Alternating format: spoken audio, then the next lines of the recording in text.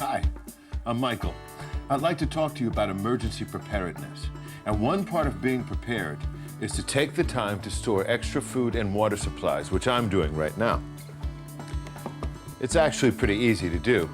Just get extra items when you do your regular grocery shopping and separate those extra items away from your everyday food supply. Put them in a box or container, just like I'm doing. You know, you may think it's not likely that a disaster could disrupt your food and water supply for days or even weeks, but it could happen. Major natural disasters like hurricanes and floods create problems, of course, but even severe thunderstorms and ice and snowstorms can close roads and create long-term power outages. Human-caused disasters can also contaminate water supplies and create other problems. It doesn't take a large catastrophic disaster for any one of us to find ourselves in a situation where we are stuck in our home, maybe for a period of days, without food and water available to us other than what we have there. And if that happened, would you have enough food and water to feed your family for an extended period of time? Fortunately, it's easy to get prepared with a supply of food and water. What food items should you have on hand? Tuna in packets. We have peanut butter. Dried fruits. Canned goods. Some nuts. Chicken in the can. These are all good items to store because they are non-perishable, don't need refrigeration, and require no cooking. You don't need special foods. You can use foods that are around the house, those non-perishable things that you have every day. Canned soup, dried fruit items. Select foods that are high in calories and nutrition and meet any special dietary needs that family members may have. Get items when they are on sale and store them in a dry, cool spot. Just make sure these items are non-perishable, don't require refrigeration or cooking. Check expiration dates and shift your stored supplies into everyday use before they expire. Remember to replace these supplies on your next trip to the grocery store. If the power goes out, use food from the refrigerator first, then your freezer. And be sure to have a manual can opener on hand, something that doesn't require electricity. In a disaster situation, you need to maintain your strength by eating at least one well-balanced meal a day. And you need to make sure you drink enough liquid for your body to function properly.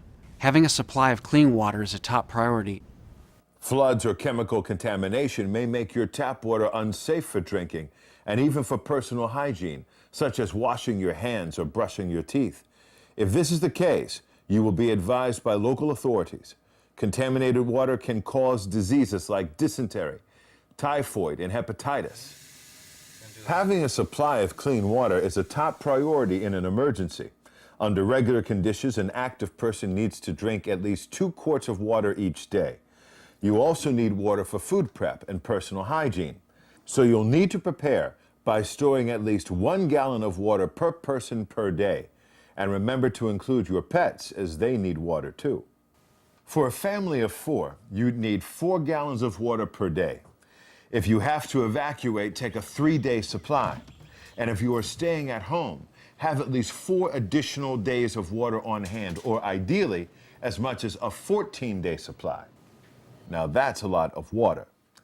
You can use large water containers like this, which stores about 7 gallons. And for a family of 4 that needs to evacuate, 2 jugs like this will meet your needs. You can also buy cases of bottled water or store the water in large, thoroughly washed plastic containers. Do not reuse plastic jugs or cardboard containers that have had milk or fruit juice in them. Milk protein and fruit sugars cannot be adequately removed from these containers and provide an environment for bacterial growth when water is stored in them. Seal the containers tightly, label them, and store in a cool, dark place. Shift your stored water into everyday use every 6 months, and remember to replace your supply. Since flood water can contain raw sewage, it's not safe to drink water or eat any food that may have come into contact with flood water. If you run out of your stored supply of clean water, you can use the water in your hot water tank, pipes, and ice cubes. Follow directions if a boil water message is in effect. You can treat water to make it safer.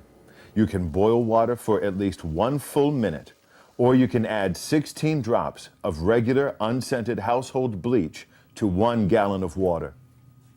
To learn more about treating water And to get more information about safely storing food and water supplies, visit the Red Cross website at www.redcross.org. Storing food and water ahead of time is a pretty simple step to take, and so important for your health and well-being if daily life is disrupted by emergencies or disasters. So be prepared, get informed, and store that food and water. To your health and being Red Cross ready. Cheers.